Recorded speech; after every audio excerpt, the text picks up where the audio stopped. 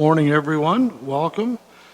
Maureen good morning, has given me the green light to start the meeting right on time. Thank you, Maureen.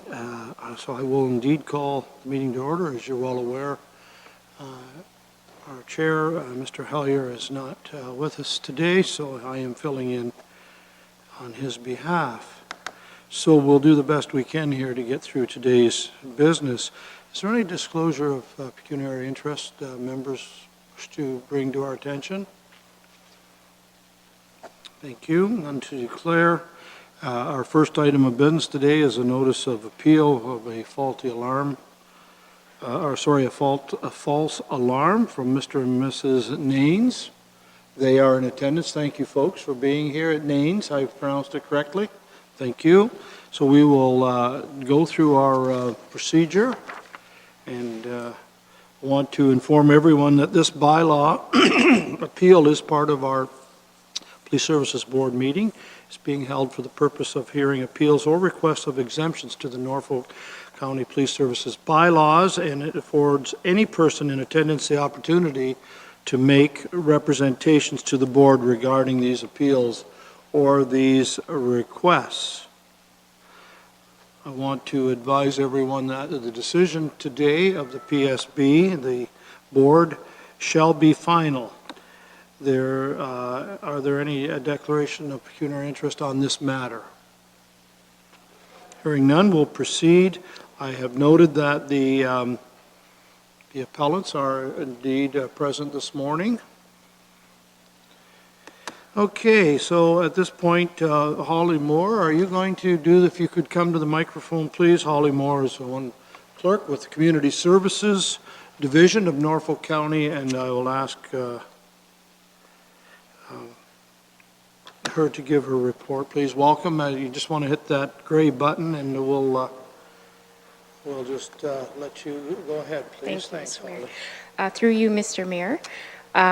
Good morning. My name is Holly Moore, and I am the Revenue Accounting Clerk for the Community Services Department that administers the OPP false alarm program.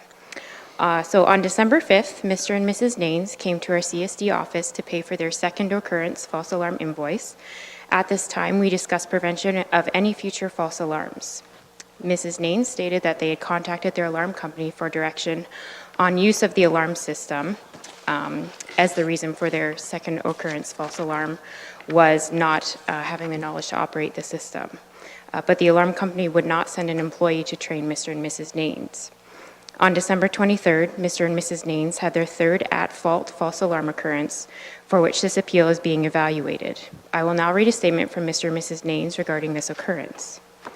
During the morning of December 23rd, 2017, there was a problem with our Wi-Fi and a power failure that triggered the alarm, which we thought was already set. The installer of the alarm company did not properly inform us which button to press when the situation happened. We did press the panic alarm instead of the correct button until the policeman arrived. We explained this problem to the officer. That was only the time that we were informed properly of which button to press. Thank you for your time, and if you have any questions, I'd be happy to answer them. Thank you, Holly. I'm going to follow the procedure very closely here, and I'm going to have the, if you would,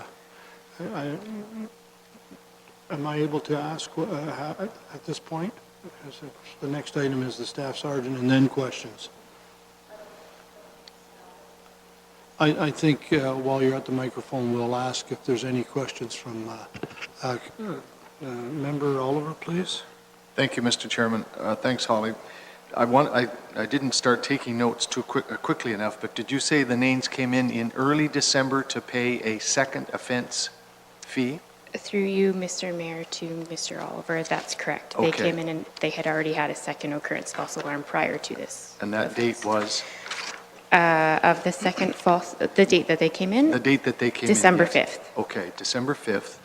And could you advise the board what was the amount of the fine that would have been payable that day? On December 5th, it would have been $100. Gotcha, okay. And I'd just like to clarify that that $100 was paid. It was paid, okay. Correct. All right. Okay, thank you. That's it for me for now. Thank you, and I just want to mention to members that we do have a copy of the appeal application form correspondence from Nikki Sloat, and also we have a copy of the third, I'll call it the third, or the invoice for the 200, which is at the beginning of our agenda. Any other questions for Holly? Thanks, Holly. Appreciate it.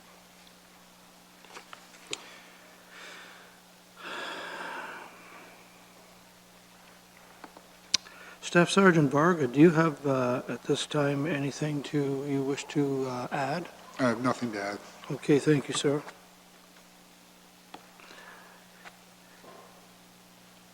Anything else from board members at this point?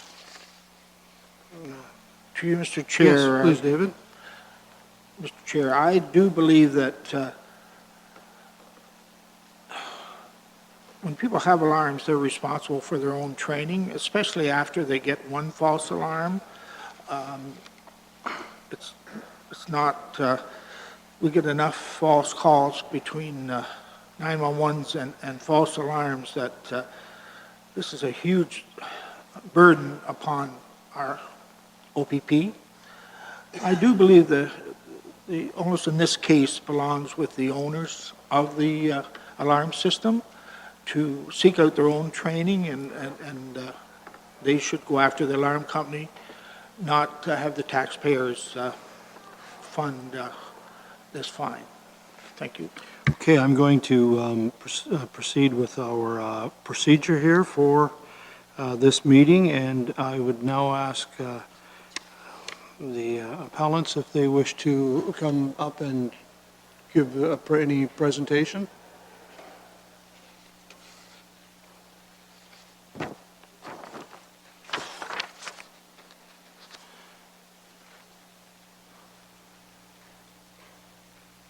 Thank you, Mrs. Naines, and if you wish to address the board at this time, we certainly are glad to hear your comments. Good morning and welcome to both of you. Good morning, everybody. I'm Mrs. Lucita Naines. We're new in the area. That's why we try to have this alarm system, because it's just me and my husband living in the house. And the alarm company, we called them already, and they didn't even send us someone to inform us properly how to do the buttons. So every time we had a problem with our Wi-Fi or the power failure, we're having problem with our alarm too. So that happened that morning. That was very early morning when the alarm system usually talk. So I tried to press the buttons, which actually it was a wrong button, and we only knew it after the last alarm that we did. So we called them again, and that's the only time that we knew what was the proper button to press. And I'm really sorry that I did that. And now we know what the button to press, and we told them that send someone to train us properly about that alarm system, and they haven't answered our request to them. So I'm sorry for what happened, and it's really a toll on us paying all those. That's why the first one we agreed to pay, and and we said, but the second one it's really too much for us already. That's why we tried to make this appeal, and I hope that you will understand our situation. Thank you. Thank you, and I'm just going to ask you to stay there for a moment, and if there's Okay. any questions from board members. Mr. Oliver? Thank you, Mr. Chairman. Thanks for your comments. When you came in on December the 5th, that was the second time you had had a false alarm. And so obviously there had been one prior to that. So you had already had two during 2017, and even at that point you had not learned, if you like, or been instructed by your company as to how to deactivate before the alarm went off to the police? Or, like, I understand if it was the first time, but you had already had two and then this third one. So I'm puzzled that you would have not sought direction before then. Yeah, because during the time we still believe that we're pressing the right alarm, and we called them asking from them that if they could not, if they called us for if we inform them that's a false alarm, how come they're not referring the OPP not to come over because it's a false alarm?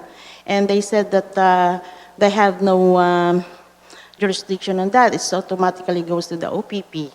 So we never thought that alarm is still the wrong one until the third one that Holly explained to us, and then we called them. That's the only time that we knew that we're pressing the wrong alarm. When we called them again, and somebody talked to us that saying that that was the wrong alarm. That's the only time that we knew that it was the wrong alarm. Thank you. Thank you. Any other questions? Mrs. Naines, I just have one.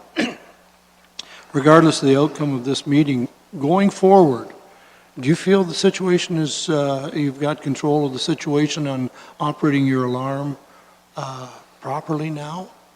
Now we know now. Okay, thank you. After this alarm that we tried to call the alarm company and explain to them what's going on. Then they transfer us to someone who will explain to us.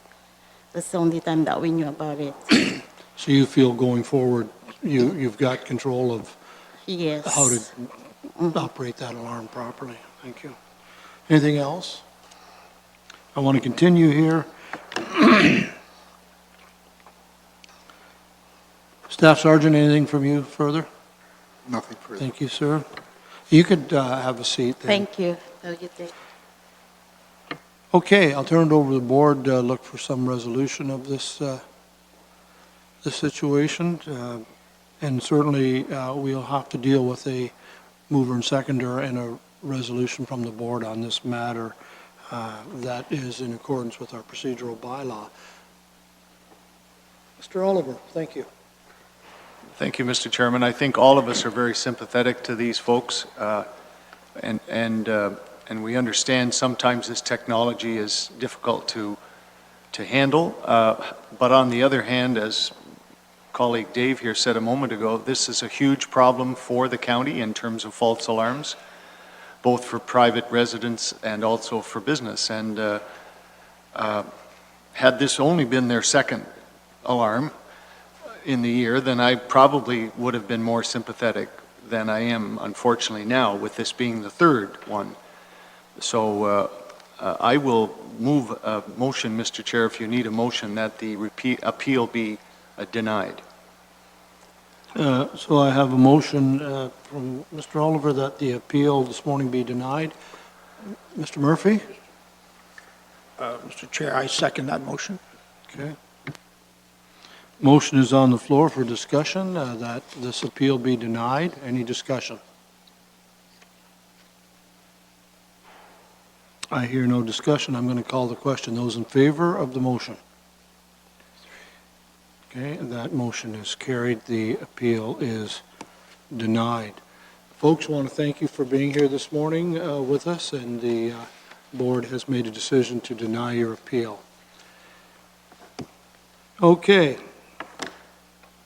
We'll move on to the next item of our agenda. This is the adoption of the correction of the Police Services Board's minutes from our last meeting on January the 20th. I did read through them. I did not find any errors. Certainly, before I adopt them, I would ask if there's any concerns as they are printed.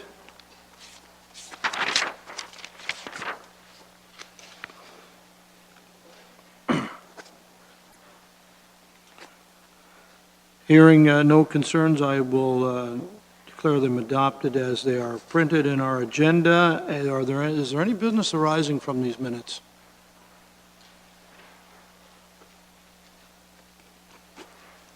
We're in good shape. I will move on then to our correspondence. On page 10 of the agenda, this is the community policing minutes, and Secretary Maureen, do we do one motion to adopt all this correspondence as we go through, and when we're finished going through? That's normally what we do. Okay, I just wanted to be sure that I do this correctly. So on page 10, 11, 12, there are minutes from the January 18th Community Policing Chairs meeting. Any comments on these minutes? If I go too quickly, certainly we can go back if something needs to be looked at again. On page 13, this is the minister. Somebody, I don't know, Minister Taylor, January the 5th. I'm not going to, pardon? Pettipaw? Okay, thank you. And this is the letter from our chair concerning some of our concerns with the marijuana operations. Item C is a memo from County Clerk, Mr. Gazelle, dated January 22nd, concerns Bill 175. And I've read through this. Mr. Oliver, please. Thank you, Mr. Chairman. I think, I'm sure we all read through the report from the county clerk, and I found it pretty helpful. I think he's being realistic that this development of this plan in a very real sense would be redundant with other plans, if you like, that we've got in place already through the board, through the OPP. So in other words, I think he's acknowledging or almost recommending that this is not something that we necessarily need to proceed with. So, and I understand that's why the resolution on the next page, I guess, that we can at least take some action to make recommendations back to the powers that be. Any other questions before we get to the resolution? Yes, Inspector, please. I do have some speaking points that when we get further into the agenda that speak to the community safety plans and how they differ from police action plans. Okay. I don't know if we want to have that discussion now, or it's going to come You up know, in my speaking points later. I don't mind having it right now, if the board's okay with that. Okay. We're on this topic, so please, thank you. Yeah, and I'll go into this in a little bit more detail later. The community safety plans, and the way that we see it, is the community's part in public safety. So there's a number of different issues that we have in policing and calls that we respond to, such as social disorder calls, Mental Health Act, what were the other ones I was talking about? Mental Health Act, there's domestic violence and addiction issues. They are a high volume of our calls for service, and you'll see the statistics as I move forward. Police and law enforcement really have little impact on resolving these issues. Calls for service keep happening. This is where the police law enforcement piece won't have an impact on community and public safety when you come to social disorder issues. So community safety plans are more there for the community itself to identify what issues they feel they have as a community and how cumulative between police, support services, the public, different committees, how you're going to address those issues. With police being somebody who sits at the table, but not the lead in those conversations or those plans. Having said that, we certainly have the statistics that we would want to be and be willing to be a leading and big community effort in directing that. And kind of letting the community know where we see the issues are. And I think I've named the top three that we see and that we identify in this community that wouldn't be any different, quite honestly, to any other community right now. But that's where we see, I think we may be, in my policing and in my world perspective, I think without a community safety plan, we may be missing the opportunity to further public safety for the community and issues that are inevitably going to have to be dealt with in the future and are outside of the police's hands.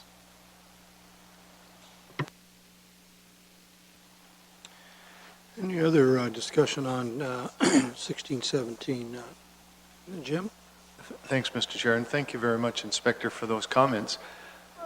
That's a different spin on the issue than what I had gotten, I guess, from the clerk's memo, and I thank you for that.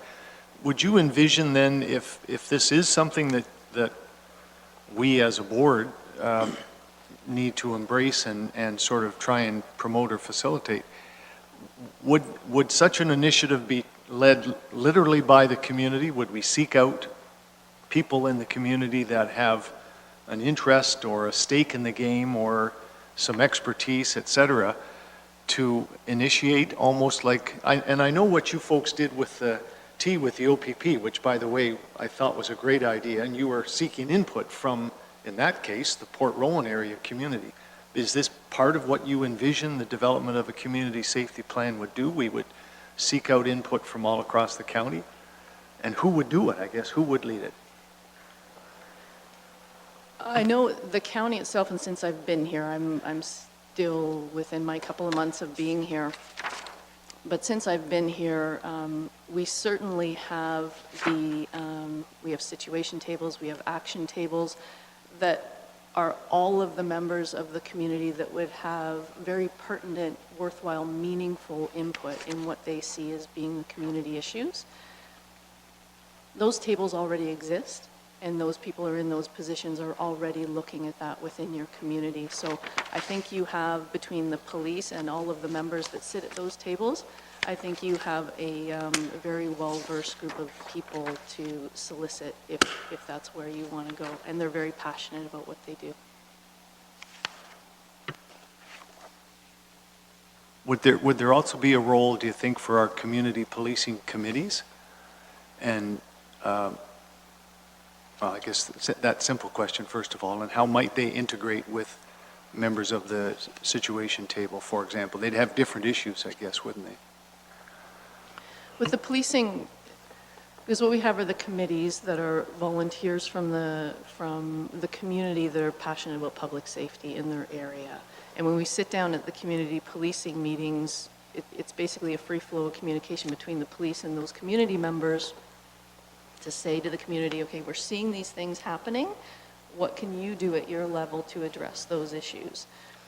As opposed to support services and action tables, which are your professionals in those support services that have definitely a vested interest and an expertise in what they're talking about, especially if we are talking about mental health, addiction issues and things like that, that do spur a lot of the social calls and the social disorder calls we get called to.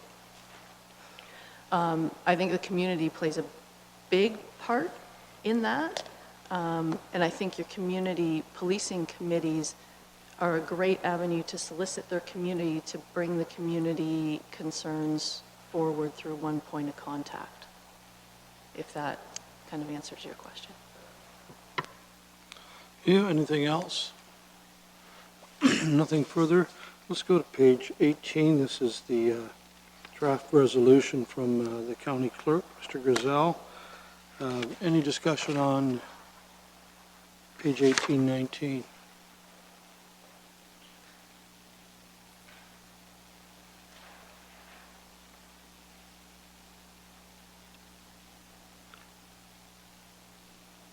No? Okay. Yes. I think we should have maybe at least a little bit of discussion. I don't know whether you were looking for action on that item. Well, it's up to you folks. I think in light of the comments from the inspector this morning, and that she's now put some more thoughts into my head, I don't think we should take action on this draft motion at this point, because it appears, among other things, to be suggesting, and I'll admit, Mr. Chairman, that's where I came to the meeting this morning, perhaps thinking we didn't need to take an initiative around community safety plan. But this draft motion seems to be steering us in that direction, the fourth paragraph down, that Bill 175 be reviewed with the intent of eliminating unnecessary increase in administration and reporting in communities which already have sophisticated approaches to address community safety and well-being. And I thought when I saw a paragraph like that, that was implying that perhaps we have things under control here as best we can. And I'm not so sure we do, I guess, in light of what the inspector said. although I know we are doing well with our situation table. I think there are more communities that don't have such groups than there are that do, I suspect. So I, for one, I think am just reluctant to act on this today until such time as maybe we have some more discussion or, so that's just an observation, Mr. Chairman. No argument from me. Anything else from members on this? Mr. Chair, I'm just Ms. wondering, thank you, Mr. Chair. You know, Bill 175, when we talk about the situation tables and bringing the different social organizations together, as well as involving the municipality, does Bill 175 compel all of these other agencies to be involved? I'm just wondering where their mandate comes from to these other organizations to be involved in the community safety plans.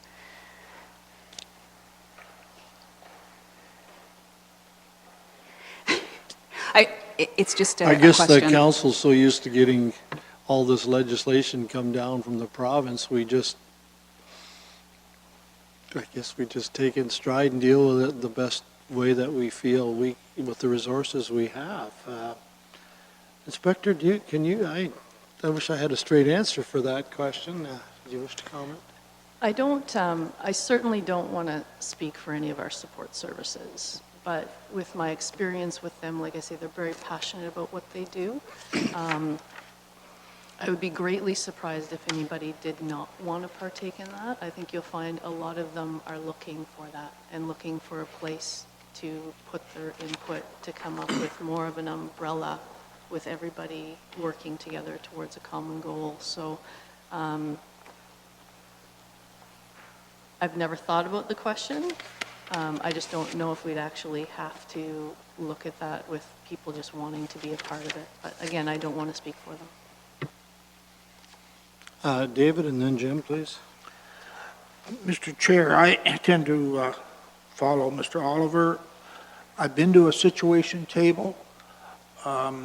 These things can get too big. There can be too many involved. It was well run. It was a very serious case. It was put on the table to be taken care of within 24 hours. Now, the more you bring in, the more people get involved.